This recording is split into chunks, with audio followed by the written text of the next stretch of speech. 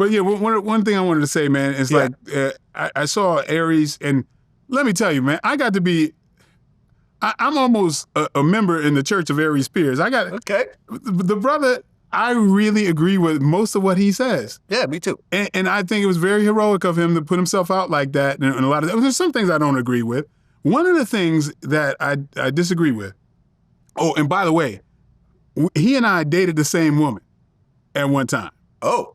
But let him tell you that story. It's far funnier if he tells it to you. Okay. Remind. But anyway, one thing that Aries says, and I used to agree with Aries and Smokey Robinson on this, is that I was so proud to be a Black American, right? I didn't feel the need to say African American. I felt exactly how they did.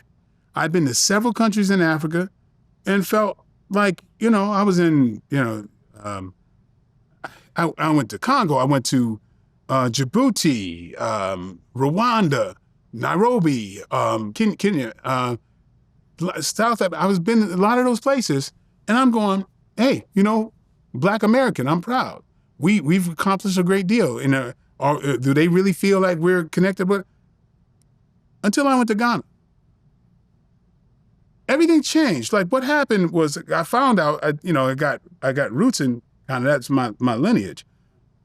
But I'm not one of those people who just like is going to get on the bandwagon. I'm back in Mother Africa and all this kind of stuff. But one thing that occurred to me is, think about if you run into an Asian dude on the street, and you say, "Well, where are you from?" And he says, "I'm from Cleveland. My people are from Cleveland." You'd be like, "That's not right. Where are you from?" No, Cleveland. It's stupid, right? It's silly to think that man's beginnings were from Cleveland. There's more to this story. It's exactly the same for us, for me. When I would say South Carolina and Louisiana, because my mother was from South Carolina, my father was from Louisiana, that's, even if I didn't know what lineage I had, that's part of the story. Just as much as the Asian dude. When I think, oh shit, I'm thinking the beginning of who I am is a slave. Deal with that for a second. I think my beginnings of my historical background started in South Carolina and fucking Louisiana. What do you think that does to my psyche? Think about it for a second. That's a good point. And the fact that I knew that there was a bigger trek that started in Ghana, and believe me, I'm not one of those that like, I want to hold on to mother. No, I was cool being a Black American and very proud of it. But damn it, I realized that me telling myself that South Carolina was enough, oh, that's some bullshit. For me, I can only speak for me. But when I went back and the way I felt, man, I wish this for anybody Black living in this country. I think you free yourself and you see yourself in a different way even if you say, which I think the right answer is, when somebody says, "Where are you from?" and you go, I actually don't know where my historical African roots are, but my great-grandfather was from North Carolina or whatever. That frees you to know that there's more to your story. But when I learned about Ghana and when I went back there, it felt different from every place else because I felt like, oh shoot, when I landed in Ghana and I looked around, I'm like, yo, if you put a Nike shirt on this cat right there, he looks like he could be walking right on Ventura. And I clearly saw where the slaves came from because I'm going, these look exactly like American Black people right now. And in Benin and places like that. Well, when I'm in Eritrea and places like that, I stick out like a sore thumb. He's like, yeah, hey, where's this big Black American? Oh, he's right there. I would stand out like a sore thumb. And you realize that's where you got these big old strapping Black folks from. And to know that we weren't slaves, man. We were absolutely talented farmers and technical people, like, because that was the industry in Africa. You had to know how to farm.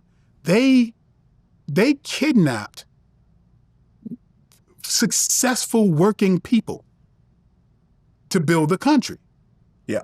But psychologically, slaves is the term. Okay? And believe me, I'm not that cat that's like, yes, I'm not this dude. I'm not that guy, because there's not something in me that feels like something's missing, and I gotta put that in there. Till I realized, and I went there, I can never look at myself the same. And oh my goodness, like I said, I wish that for everybody to find out. And it's not on some, new age shit. It's just, the truth. Well, did you hear there was an interview with Richard Pryor that he did a long time ago? Exactly. You know what I'm talking about? Oh, yeah, exactly. When he stops using the N-word. There you go. I'd rather you say it than me. Yeah. You can say N-word. That's okay. I'm saying N-word. Right. Well, I'd rather you just tell the whole story. Yeah, but of course. It was basically... He was the biggest proponent. He put that word on the map more than any human being in our society. Right. Then learned there's no such word. Right. When he went to Africa... Yeah, he went to such word, and he says, and they say, are there any N-words here? And he says, and he realized there isn't any. Yeah, all I see is beautiful black people. Yeah. And when you think about, like, okay, what Africans have you met? Okay. The majority of the Africans that I meet are like scientists and doctors, and I've been to like 9 to 12 countries in Africa. And one thing I learned is that everybody talks like this. They talk this way. And I'm like, what? Realizing we loud as hell. We are loud as hell in comparison, man. Everybody's genteel in the way that they speak, and it's very educated. And, of course, we've been sold a bill of goods about what Africa is. But I've been, ever since being out there, I'm making partnerships with companies in Africa for film and TV, and I'm trying to bring everybody to that. I want to build this bridge, because, there's international movies. I didn't know, bro, till I went to Africa, how famous I was out there. I had no clue. I'm like, me and my wife are getting to this hotel, and there's a big festival going on. And I'm like, man, they got some big ass festival going on. How do we get around this? I'm gonna, get inside and wash up, come out the car, and realize the festival's for me.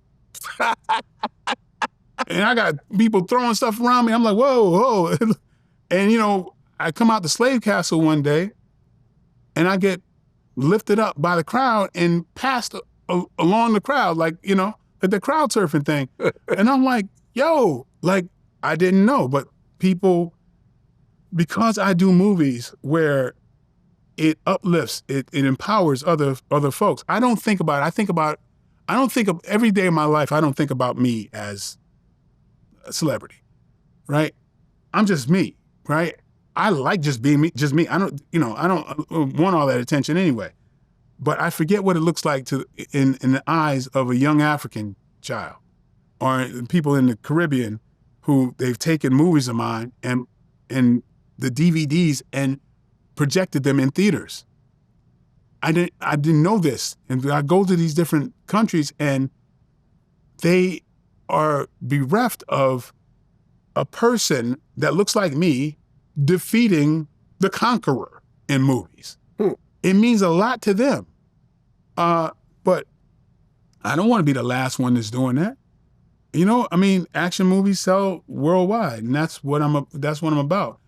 And and the idea of putting movies together and connecting, the diaspora to films, like using their talent, and we're making these world movies. That's my jam, and I'm really excited about that. I hope everybody else starts putting Africa on their schedule. Well, I've been thinking about this, and I came up with the $1 billion movie idea. Uh-huh. You ready to hear this? Yep. You have the outlaw Johnny Black. Uh-huh. we should do a spin-off starring me. We call it The Law-Abiding Johnny White. The law-abiding Johnny White. That's right. People are listening. Right. Okay. Yeah, the outlaw Johnny Black, the law-abiding Johnny White. I'm your arch nemesis. What do you think? I'm gonna get back to you on that one.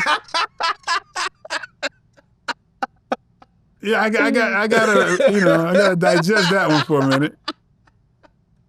Hey man, listen. you miss every hit you don't take. So I gotta throw it out there. I thought you were gonna come out with Johnny White. I thought you were gonna come out with some white dynamite type of thing. White dynamite. Oh, there we go. White dynamite. There you go. Yeah.